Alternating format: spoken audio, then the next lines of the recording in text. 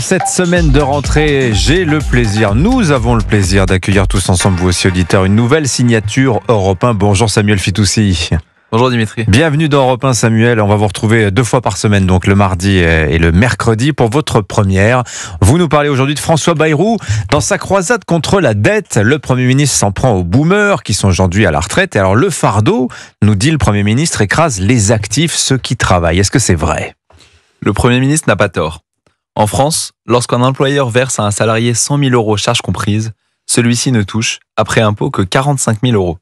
Au Royaume-Uni, ce même salarié percevrait 62 000 euros. En Suisse et aux États-Unis, 70 000 euros. Résultat, en France, les actifs travaillent autant qu'ailleurs, mais vivent nettement moins bien. Bon, actifs contre retraités, finalement, c'est un peu la nouvelle lutte des classes, Samuel. Les retraités ont bon dos, mais il faut élargir la focale, car la lutte des classes oppose aujourd'hui 2 France. D'un côté, la classe productive, et de l'autre, tous ceux qui, sans créer de prospérité, vivent des efforts de ceux qui en créent. Dans cette seconde catégorie, il y a par exemple les producteurs de cinéma qui multiplient les films qui ne trouvent pas de public. Il y a les journalistes du service public qui emploient parfois l'argent du contribuable davantage pour le rééduquer que pour lui offrir un contenu de qualité. Il y a les milliers d'associations qui touchent des subventions et qui s'indigneraient d'une réduction de leur dotation, persuadés que le fruit du labeur des actifs leur est dû. Il y a les étudiants surnuméraires en sciences sociales qui expliquent aux actifs qui les financent à quel point ils sont racistes, sexistes, homophobes ou transphobes. Il y a les employés disposant de régimes spéciaux de retraite, par exemple ceux de la SNCF, qui rançonnent les actifs en menaçant de prendre le pays en otage par des grèves. Il y a les milliers de fonctionnaires rémunérés pour siéger dans des comités théodules.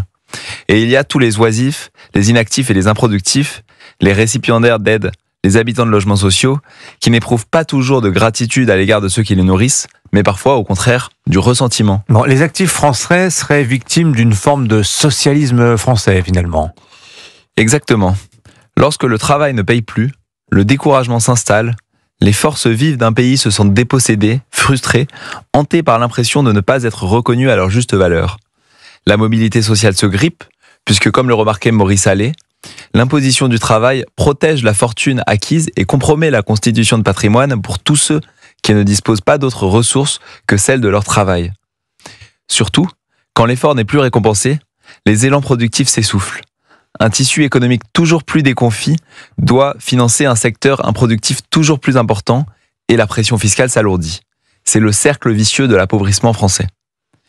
Les civilisations décadentes, nous prévenait Jean-François Revel, sont celles où une part croissante des revenus distribués ne correspond à aucune production. Ces régimes, écrivait-il, engendrent des injustices sociales au nom de la justice, puisque les avantages acquis sont forcément payés par le travail de quelqu'un d'autre. Félicitons François Bayrou, qui semble peu à peu le comprendre. Oui, mais la manière dont il s'y prend peut-être pose question. Merci beaucoup Samuel Fitoussi, on vous retrouve demain, prochaine chronique donc sur l'antenne d'Europe 1. Dans un instant,